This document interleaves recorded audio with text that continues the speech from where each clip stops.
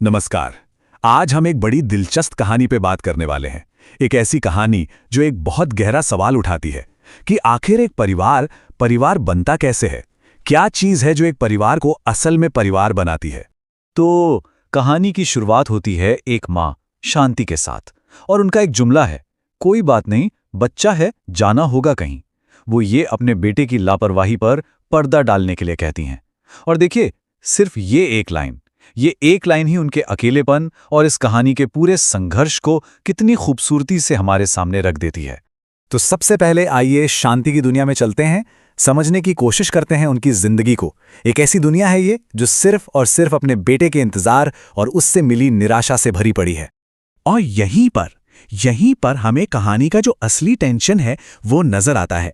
देखिए, एक तरफ है बेटा रघु, जिसके शब्द कितने बेपरवाह हैं, और दूसरी तरफ है माँ शांति, जिसका निस्वार्थ कर्तव्य है जो वो बस निभाए जा रही है। ये जो इमोशनल दूरी है ना माँ बेटे के बीच, ये और भी ज्यादा बढ़ जाती है जब रघु कहता है कि भाई वो तो अब दिल्ली जा रहा है। उसे इस बात की जरा भी फिक्र नहीं है कि उसकी बीमार माँ अकेले सब कुछ कैसे संभालेगी। तो अब जब उसका अपना बेटा, उसका सगा बेटा उससे दूर चला गया है, तब शांति की जिंदगी में एक, कह सकते हैं, एक अनोखे बेटे की एंट्री होती है। तो चलिए देखते हैं यहां से कहानी क्या मोड़ लेती है। होता यह है कि शांति अपने बैल मुन्ना की देखभाल कर रही होती है और तभी उसकी मुलाकात एक रहस्यमयी बाबा से होती है और वो बाबा से अपने दिल की बात कह देती है। वो कहती है कि ये जो बैल है ना, ये सिर्फ एक जानवर नहीं है, ये मेरा दूसरा बेटा है। सच कहूं तो ये मेरे सगे बेटे से भी बढ़कर है।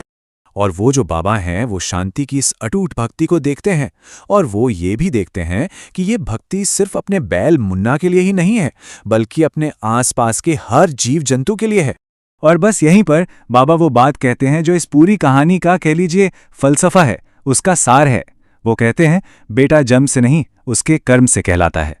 कर्म का यही जो आइडिया है, यही विचार एक ऐसे चमत्कार की नींव रखता है जो शांति की जिंदगी को हमेशा हमेशा के लिए बदलने वाला है। अब होता यह है कि शांति सुन लेती है कि गांव वाले उस पर तरस खा रहे हैं और उसके बेटे को बेशर्म कह रहे हैं। ये बातें सुनकर उसका दिल टूट जाता है और वो फूट फूट कर रो पड़ती है। और सोचिए, उसके सबसे बड़े दुख के पल में उसे दिलासा किसी इंसान से नहीं मिलता, उसे आराम मिलता है उसी जानवर से जिससे उसने बिना किसी उम्मीद के निस्वार्थ भाव से प्यार किया था। ठीक इसी भावुक मोड़ पर बाबा फिर से सामने आते हैं। वो माँ और उस बैल के बीच का वो गहरा रिश्ता देखते हैं और एक ऐसा सवाल पूछते हैं जो जैसे हवा में गूंजने लगता है। और इस सवाल का जवाब एक चमत्कार की शक्ल में सामने आता है।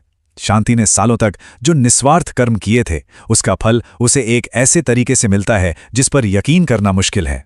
तो ये जो अविश्वसनीय बदलाव हुआ है, इसके बाद हमें असल में देखने को मिलता है कि एक सच्चे बेटे का फर्ज आखिर होता क्या है। दोनों बेटों में जो फर्क है वो फौरन और बिल्कुल साफ साफ दिखने लगता है। देखिए ना, मुन्ना वो हर प्यार निभाता है जिसे रघु ने कभी का छोड़ दिया था। मतलब आखिरकार शांति को एक समर्पित बेटे का प्यार और वो सुरक्षा मिलती है जिसके लिए वो हमेशा तरसती रही। और नतीजा ये होता है कि उसकी जिंदगी के आखिरी साल खुशियों से भर जाते हैं। लेकिन रुकिए, कहानी यहां खत्म नहीं होती। शांति के चले जाने से ये किस्सा पूरा नहीं होता। बेटा कौन है, इस सवाल को हमेशा के लिए सुलझाने के लिए एक आखिरी टकराव अभी बाकी है। कई साल बीत जाते हैं। अब रघु वापस लौटता है, लेकिन अपनी मां के लिए नहीं, बल्कि लालच में, उस खाली घर पर अपना हक जताने। और वो वहां मुन्ना को रहते देखकर एकदम हैरान रह जाता है। वो सीधा मुन्ना से भिड़ जाता है। तुम कौन हो, क्या रिश्ता है तुम्हारा, ऐसे सवाल करता है। और फिर उसे जबरदस्ती उस घर से बाहर निकाल देता है जिससे मुन्ना अपना सब कुछ, अपना घर मानता था। लेकिन जैसे ही रघु को लगता है कि वो जीत गया, उसे एक ऐसे फैसले का सामना करना पड़ता है जो इस दुनिया का नहीं है, एक अलौकिक फैसला। और फिर होता यह है कि शांति की आत्मा प्रकट होती है और वो बाबा की कही उसी बात को दोहराती है और अपना आखिरी फैसला सुनाती है। वो रघु को उसी घर में कैद कर देती है ताकि वो अकेले बैठकर अपने कर्मों के बारे में सोच सकें। उधर दूसरी तरफ मुन्ना, जो अब बेघर हो चुका है, जिसका दिल टूटा हुआ है, वो बस भटक रहा है। भटकते भटकते वो एक वृद्धाश्रम पहुंच जाता है और वहीं उसे अपने अंदर से, अपने मन में बाबा के शब्द सुनाई देते हैं, जो उसे एक नया रास्ता दिखाते हैं। और उसे अपनी जिंदगी का मकसद मिल जाता है कि वो उन सभी माँ बाप का बेटा बनेगा जिनका अपना कोई नहीं है। मतलब जो प्यार उसने अपनी एक माँ को दिया था, अब वो उस प्यार को दुनिया के हर उस माँ बाप तक पहुंचाएगा। और ये कहानी हमें इसी एक आखिरी सवाल के साथ छोड़ जाती है, एक बहुत ही शक्तिशाली सवाल कि आखिर एक परिवार को बनाता कौन है, जन्म या कर्म? सोचिएगा जरूर।